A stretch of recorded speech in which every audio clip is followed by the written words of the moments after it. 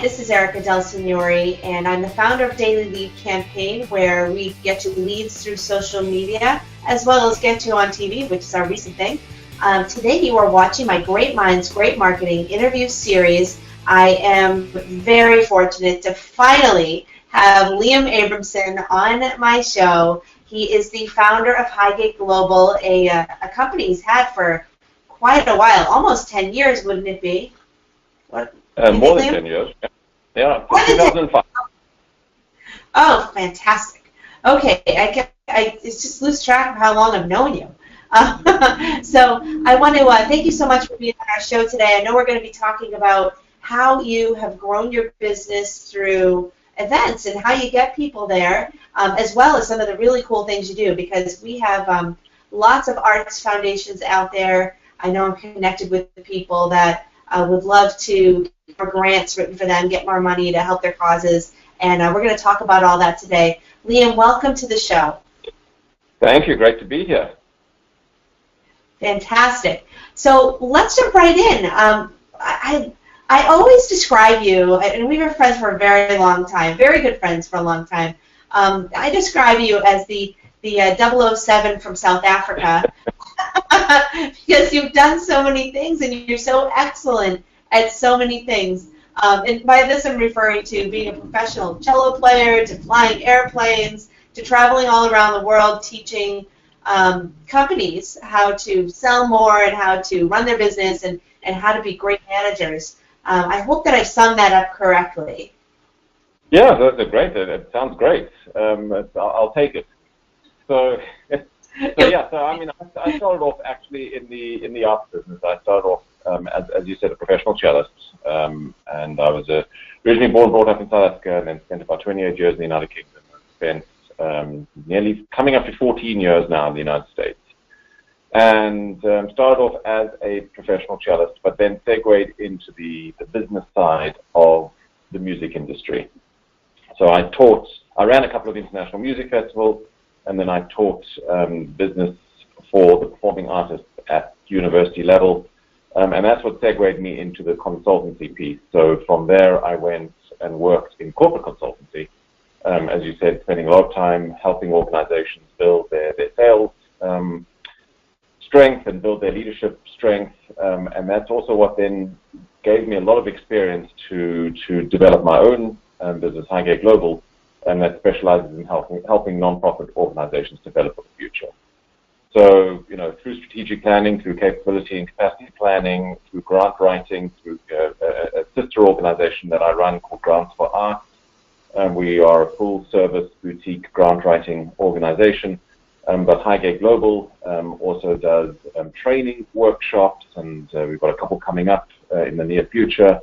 And so really helping organizations from small to medium and some of the very large ones, helping them really build their internal strength, but also plan their strategy for the future. Fantastic. I mean, I know that you've come so far. I remember when you just started the business, and it's been amazing. I know that you have lots and lots of clients now, and you've been able to really make a difference in a lot of those clients' lives and in their companies. So I'm really excited to get into the next question, which is, how did you do it? How did you grow your business? Well, some of it was from BNI, but yeah, some of it was from BNI, from the BNI groups. We were both part of the Boston chapter in Boston, but it really grew through three mechanisms. One is word of mouth, of course. Most of this, specifically in the nonprofit world, very much relies on word of mouth, what people are saying about you, the services that you've rendered in the past, and you stand or fall by the quality of what you do. So, always going out there, doing your absolute best, because you never know who's going to refer you. And 9.5 or 9.9 times out of 10, I will get a call from a prospective client based on them speaking to somebody else. So I think that's number one. Number two is definitely using the tools that's available. So it is getting easier, as we're demonstrating on this call itself, it is getting easier to broadcast yourself quite wide very quickly. I've chosen a couple of tools. I don't use them all. I don't use all the social media tools that are out there, but I've chosen a couple because it is quite time-consuming to keep up on. So if you're going to do it properly, in my view, if I'm going to have enough time to do it properly, I've just chosen two main ones to focus on. And then also I do run some sort of value add programs. So I run a bunch of free webinars, which hopefully gives people a lot of information. And then I run face-to-face workshops as well, one coming up on Friday, actually Friday the 14th of April, so in a few days' time. I run these workshops, and that also helps get people involved, and then it builds trust and then allows people to see, what I do, and whether, and then very often they call afterwards and say, hey, can you come and help us with X, Y, Z, whatever it might be. So it really is a sort of three-pronged approach from word of mouth to using social media and your own websites to running some workshops and webinars that actually provide value rather than just a sales call. What are the social media outlets that you use? So I use predominantly I use two, which is LinkedIn and Twitter.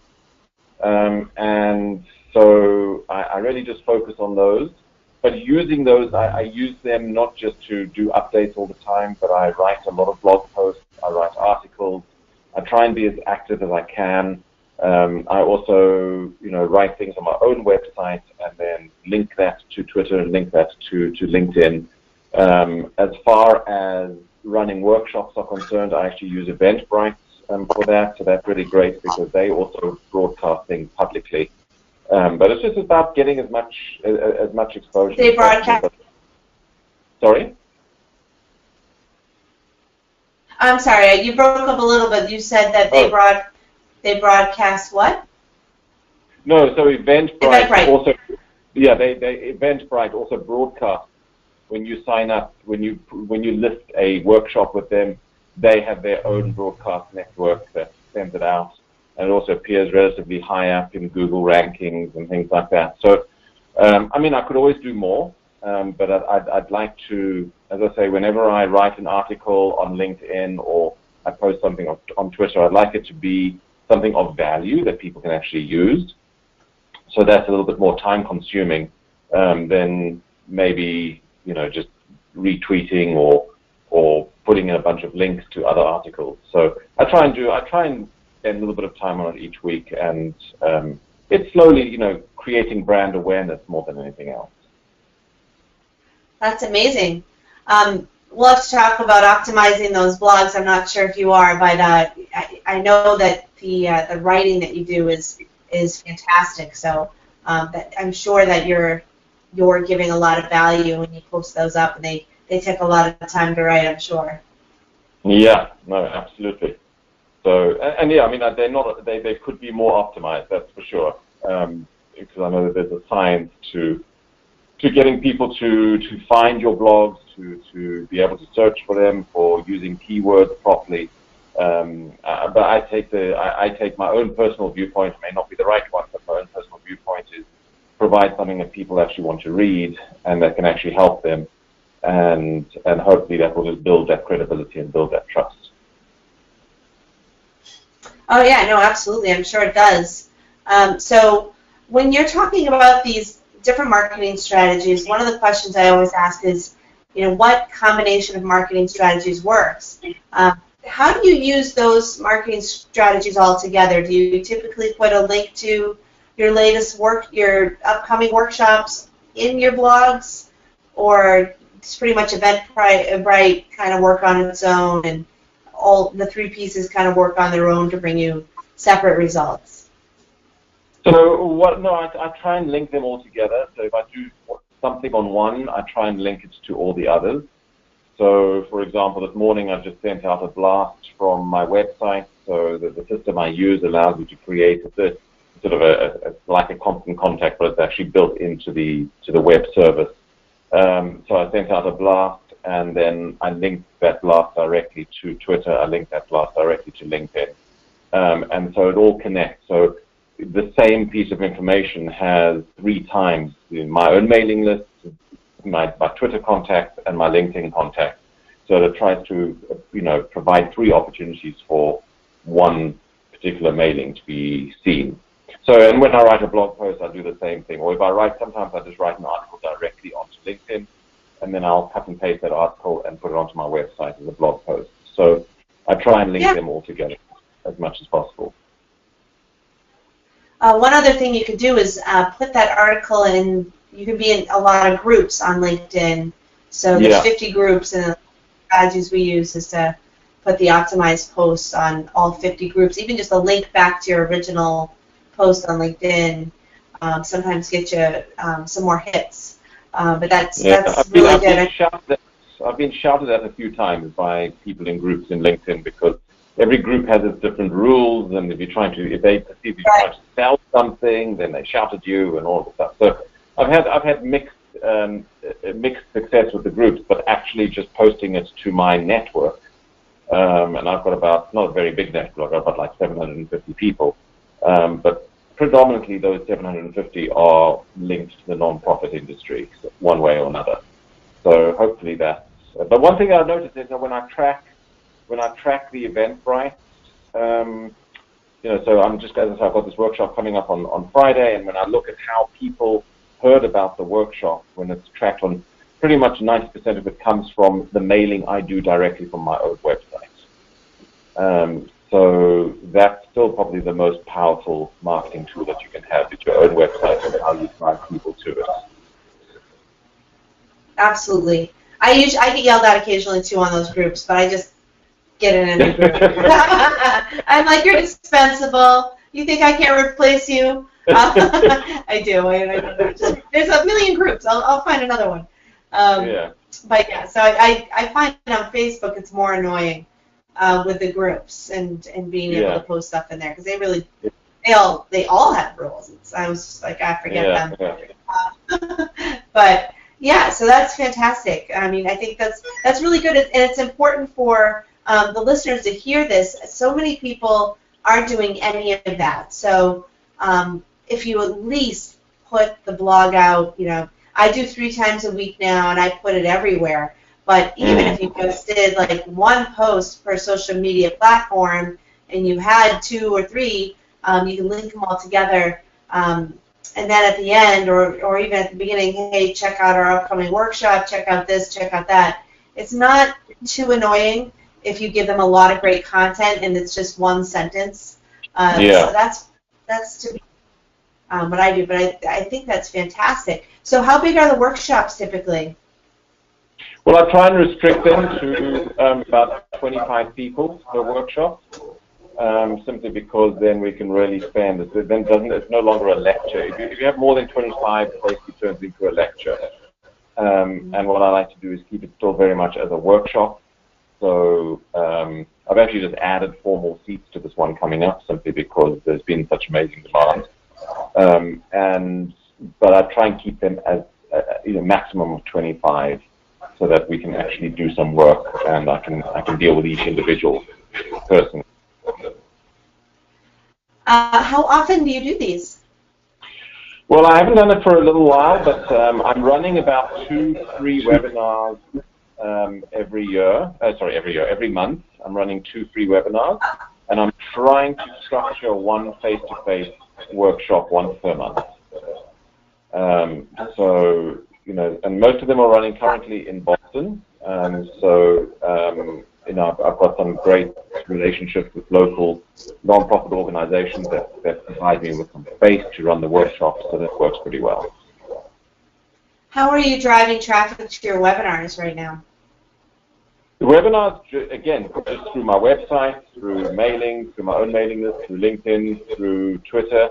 I'm also, another marketing prong that I use is that I've got a couple of strategic partnerships with different non-profit organizations. So one of the big ones is the Arts and Business Council of Greater Boston. So they help me, so I send details to them, they then broadcast that out to their mailing list. And so, again, that helps drive people. But ultimately, it's also word of mouth. You do a good job. Next time you broadcast a a webinar, hopefully they will then forward that to their network and say, hey, you've got to attend this webinar. But, you know, when it comes to webinars... Sorry, carry on. No, I was just going to say, are the webinars and the workshops free, or do you charge a little bit? No, the webinars are completely free. The workshops I do charge, but I try and keep them very, very low price. So the workshops are $59 per person for a 4-hour workshop. So I try and keep them very low. But the webinars are free. But one thing I want to stress about the webinars is that the webinars are not a sales. I don't want to use those as, I mean, ultimately they are a sales tool because people are feeling it. But well, the line's just breaking up a bit. There's a bit of noise in the line. But what, there's somebody rustling something. So one of the things that I really want to ensure with the webinar is that it actually provides information to people, that they're not just a sales pitch with a lot of fluff, that there actually is some information that's being provided. So hopefully they are good training sessions. Absolutely. I mean, definitely, if you have any webinars planned or any upcoming workshops, let's definitely get that information out to the people on this broadcast. And I know we're going to be talking about where they can find out more about you. I'm sure you post this stuff on your website quite regularly. Is that right? Everything is on highgateglobal.com. Yeah. And okay. And there is another webinar coming up on April 24th on the art of debate and defense. And then, as I say, April 14th, which is in 4 days' time, is the Storytelling for Nonprofits organization. That's fantastic. That's great. So let's talk a little bit about. Is there something else you'd like to mention about this? I mean, as far as I know that there's a lot to do with content marketing now, and getting good content out to people so that you can attract them to you and not have to chase them all the time. Have you found that since you've been doing this that's the case? So, content, I do some work with, Erica, what I'm going to do is I'm actually going to just take 2 seconds. I'm going to call you back because there seems to be a lot of noise on this line. So let me I'm going to keep the audio. I'm going to call back. Yeah, it's just breaking up a little bit. Yeah. Hang on. Okay.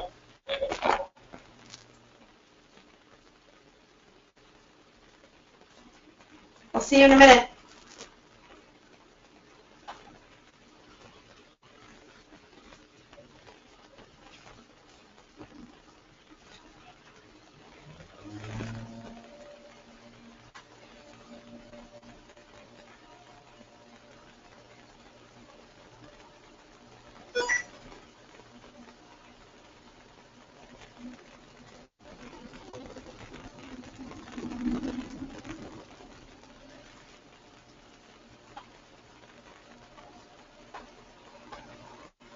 All right, let's see. How does that sound?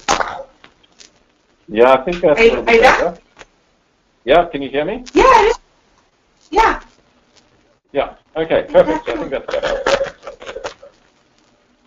I can definitely. Okay, great. Yeah, I think as far as the content marketing piece is concerned, I do try as much as possible to get information out there rather than just, broadcasting who I am and what I am. I try and give people stuff that they can actually use.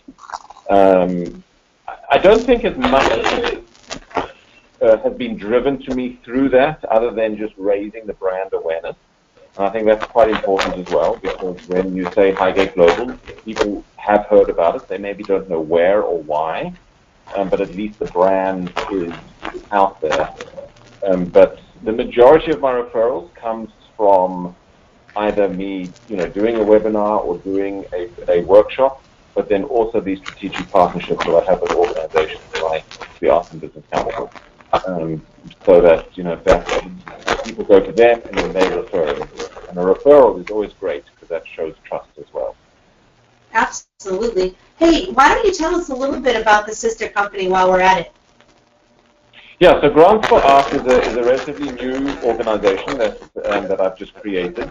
So Grants for Art is a boutique grant writing service, predominantly for arts organizations, but we work with any non-profit organization. And we really take you from beginning to end. So we listen to you, find out what you're trying to raise money for. We learn a lot about you as an organization. We then go out and research foundations and grant opportunities. We come up with a short list. We then write the whole proposal. We can also write a boilerplate for you so that you can reuse that at a later stage. And then we steward the whole grant process through the system. It's very cost effective. The costs are very transparent. If you go onto the website, grantsforarts.com, all the costs are there. So it's very, very transparent. It's worked out on a project basis, not on a per hour basis. And so you really know what you're in for. And, art, grant writing is an art with a little bit of science thrown in. And many small non-profit organizations don't have anybody on staff or on the board who can specialize in writing grants. It is time consuming. And so what we say is, we want to give you the time to run your program. Let us do the heavy lifting on the grant writing. So it's great, and we're working with a couple of clients right now, and it's relatively new. As I say, it's set up at the beginning of this year. So it's a new organization who are already beginning to gain some traction. Oh, that's fantastic, and I'm sure it works really well with Highgate Global. Now, Highgate Global is your company that you've had for over 10 years, you said, and that's really to help nonprofits run more like a business. And a lot of times you have a board, and they're kind of all over the place, and they've never really run a business. So, can you explain a little bit what the purpose was for that? I know I'm kind of touching on it, but you can explain it a little better as to why you started that business and how you're able to help those nonprofits. And they're usually arts companies as well, right? So. Well, the Highgate Global works with everybody, and it just happens to be art more than anything. That's my passion, my knowledge, and also because I have this strategic connection with the Arts and Business Council, a lot of my referrals come from the arts world. But I've worked with human services organizations and foundations and hospitals right across the board. So yes, I mean, to a certain extent, you're right in saying that Highgate Global was set up in order to try and make non-profit organizations work more like a business, like a corporate organization. It really came up from when I was teaching business for the performing artists, and actually one of my students said that they had their father was running an organization, but I come to help him run this help him with some consultancy running the organization, and that sort of segued me into consultancy fee. What Highgate Global really tries to do is look at your organization holistically and see, well, where are the gaps, and then what's needed to fill those gaps. So a lot of the work we do is in capability and capacity planning, which is really seeing, where are the issues and what do we need to do to fix those issues. We do a lot of work in strategic planning. We do a lot of work in board development, which is always an issue with non-profit organizations. We grow the board, develop them correctly. But we also do marketing plans, communication plans, anything to do with actually running the organization. Right, exactly. And so you see huge improvements, I'm sure, once you can put those strategic plans in place for those organizations. Well, I mean, strategic planning is one thing, implementation is something else. So, we go very often, I will go through the whole strategic planning process, and then nothing ever gets done. So I do try and help organizations implement the plans as well. I'm working with one client at the moment where, out of the strategic plan has come various action items, and then I'm going to be helping them put those action items into place. But others have the bandwidth and have the strength on the staff and board in order to be able to enact the strategic plan, and so that's fine. My duties work until the end of the planning phase, and then the board and staff take it from there. So it really just depends on the nature and the type of the organization. I know maybe some of the viewers out there might be thinking this. Like, what is the number one problem that you typically have to go in and fix? That's a tough one, the number one, because there's always lots of problems.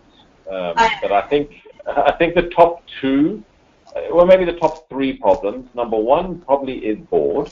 So the board is often either too small, and therefore they need to recruit new board members, or the board is too big, and there's a whole bunch of people on the board who are not being effective or doing anything. Or the board is actually okay from a size point of view, but they don't really know how to function well together as a board, and they don't know what skills are required to be an effective board. So everything related to board development, board recruitment is probably a number one issue. Number two issue, of course, is funding. Every non-profit organization is always in need and search for adequate funding to run their programs.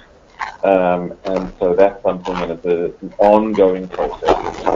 And so that's something that they always need help with. And then number three actually is strategic direction. Where are we going to be in 5 years and 10 years' time, and how do we get there? And so I do a lot of work on those three topics with my clients. To me, it sounds like every other business has those same exact problems. I don't know. Yeah, no, you're right. So that's like every other business. You've got the wrong butts in the wrong seats. You've got, money issues, cash flow. You've got no vision for the future. It sounds like everyone could use your help, but I know that it's easier to niche those things, and you have the passion and the background for nonprofits and especially the arts. So I'm really, I'm just making those connections from what you just said. No, I think you're right. Every organization suffers from the same issue, and so it's not unique. Remember, every non-profit organization is born as a for-profit organization and then applies to a non-profit basis. So the problems are the same, the issues are the same. Oh, that's interesting. I don't know if I've ever heard that quote before, but no truer words were ever said. So that's fantastic. So why don't you tell us before we go, what would you like us to know? What's coming up in the future for the arts? That's actually a really good question that I typically ask you. What are some of the future trends that you see coming out of your line of work? So, sorry, if I didn't think the question, but I think you asked about the future holds for the non-profit world in the arts. Is that correct? Yeah, what are some of the future trends that you see? Yeah. So, look, I mean, it's not going to be coming up to the arts. Without wanting to get too political, and maybe it's irrelevant. But politically, funding for the arts is going to take a little bit of a hit with the possible defunding of the National Endowment of the Arts. Now, the whole budget of the National Endowment of the Arts is only, $148 million a year, which is really a teeny amount when you think about, a complete budget. But that $148 million is good. So I think from that perspective, it's going to be a rough road for some organizations that rely on that funding. Depending on economically what happens, we're giving to non-profit organizations pretty much stays the same regardless of whether it's effective or not. The money just goes elsewhere. So if one person's going to give $100 to one person during times of recession, they will take the same $100 and drop the bottle of food back. The same amount of money is being given is going to be different. So I think economically we know what's going to happen in the future, and that may present a difficulty for the arts as well, because the same money is being given versus going elsewhere. Strategically, I think there's always an outlook for growing the arts. There's always an outlook for definitely, when you talk about marketing, ultimately it's a marketing webinar that we're on the stream right now, is that non-profit organizations across the board really have to learn how to market themselves properly. So they need to learn about how to tell a story. They need to learn about brand awareness. They need to learn about using the social media and creating a joint system of we put something on one place and then it links to something else. That's something that is not really being dealt with that well, not because they don't know how to do it, but it's just that there's so many other pressing issues in a non-profit organization that sometimes this element of marketing sometimes takes a slightly backseat. So really, I think that's going to be another key issue coming up, is this need to increase the development and knowledge of how these organizations market themselves.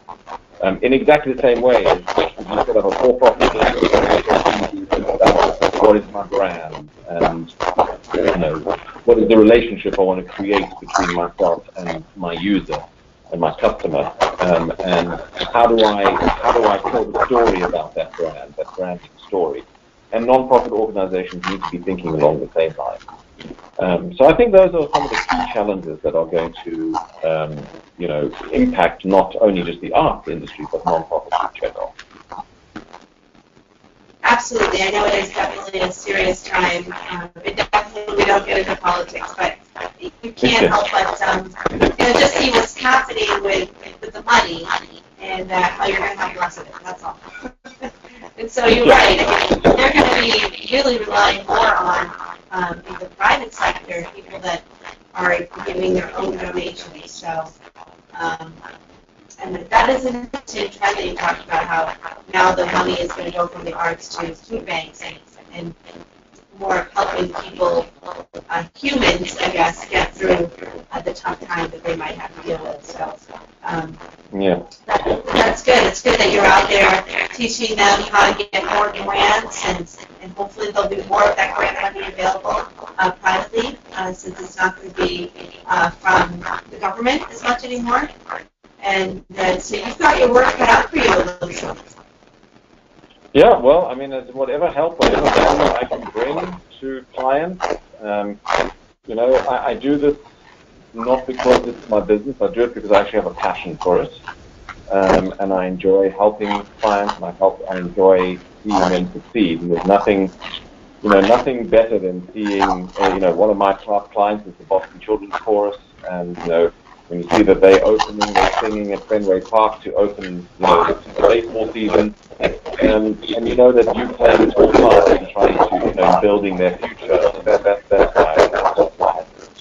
I think it's fantastic. I really appreciate you coming on the show today. And before we go, I'm going to mention that we have a link to Liam's website, Highgate Global, and it's right as this post. So click on it there. From there, you usually find out more about the grant writer services, as the sensor is right on there. What's it called again? Grants.